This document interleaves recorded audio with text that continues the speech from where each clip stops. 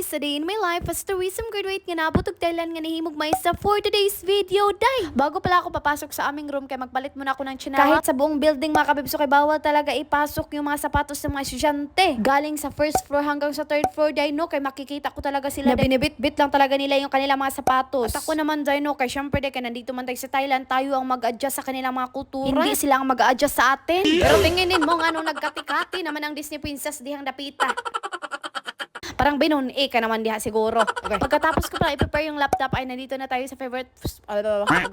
Andito na naman tayo sa pagkabulol-bulol. Pero wala naman tayong pambili ng 7-Eleven na holiday. Mag-pancake na tayo, magluto ka na, hindi ka na pwedeng magtamarin. Pero bakit ganito de? Kay familiar man kulay sa pancake natin ngayon for today's video. Oy! Pero wag na natin yung problemahin. Problema na gani yan, day. Problemahon pa dyan na nimo. Pero nakaka-amaze talaga yung mga bata dito sa Thailand, mga kabib. So hindi ko na naman nalalahat. Pero ganun talaga, day. Ang pagdisiplina. Akalain mo, day, kung taga Pinas pa yan, day, wala na, day. Naggukod-gukod na ko din talaga, mga kabib. So kay may mga gawain talaga yun sila, mga worksheet, workbook, and everything pa. Dahil nga, day, marami silang mga workbook dito, day, na need i-ansiran. O tinginin mo, yung isa ko ka-estudyante, day, hindi mapakali. Nagpaikot-ikot pa talaga. At may isa pang nagsumbong ira, pero hindi naman nakaintindi ang teacher. Oy! Pero wag mo talaga ipalahata nga hindi ka makaintindi. Alam niyo ba ang sasabihin ko, okay ka? May penray. It's okay. Kahit walang makaintindi. Okay.